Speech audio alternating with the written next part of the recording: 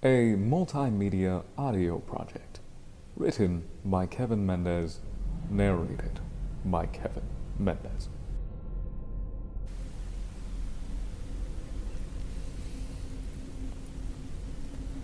I wish I could tell you that my story began in some ancient tomb, or even a dark cell, but that would be far from the truth. I did not wake in some grand cathedral or some sacrificial pit. No, nothing as romantic as that. I awoke alone, naked and lost, on the coast of a black sea. I remember the feeling of the rough, ebony sand scraping my skin.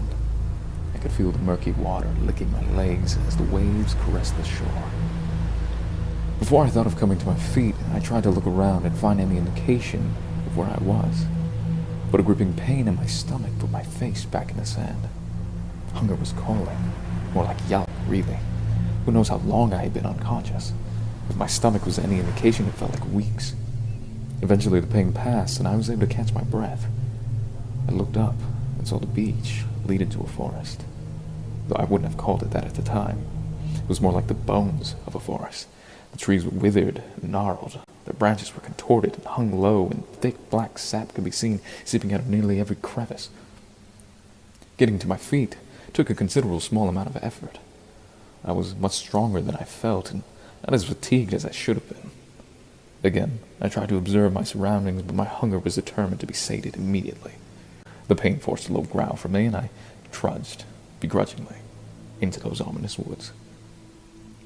I sometimes wish I would have stayed on that beach, lived out the rest of this torment with nothing but the sound of the waves and my own growing madness to keep me company. That would have been a kinder torture, but unfortunately my pride and curiosity, and a little push from an insatiable hunger, kept me moving. I tried to focus on my surroundings, but it grew increasingly difficult the longer I went without food. By the time I had found a meal, I was a little more than a rabid dog on a hunt. It wasn't much, but it was something, and anything even half edible was going to be devoured. It was a lone apple, delicately dangling from a tree. The tree was indeed a beauty, and in hindsight I should have been far more cautious approaching something so clearly out of place. Instead, I allowed my stomach to be my voice of reason, and all it spoke of was food. I reached slowly for my meal, half believing it to be an illusion created by my own hunger.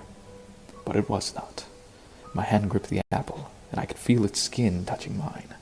I'd love to tell you that I was a gentle soul, sending prayers to some Lord above as I kindly pulled the fruit from its loom.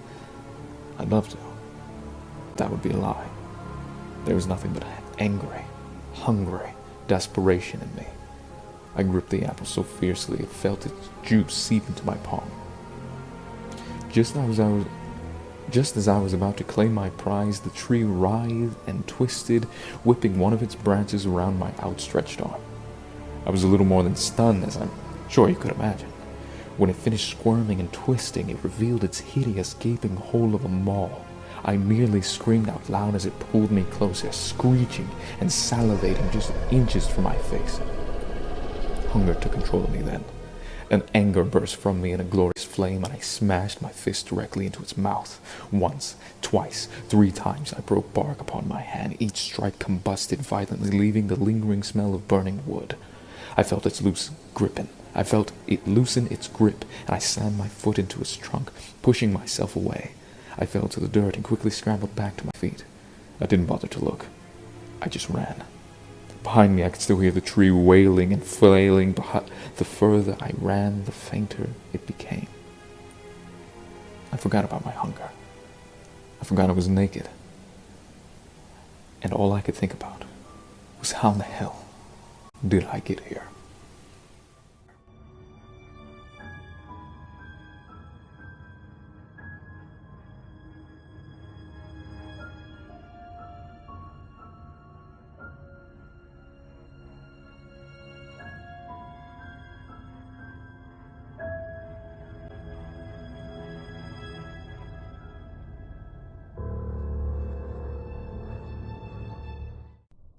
A multimedia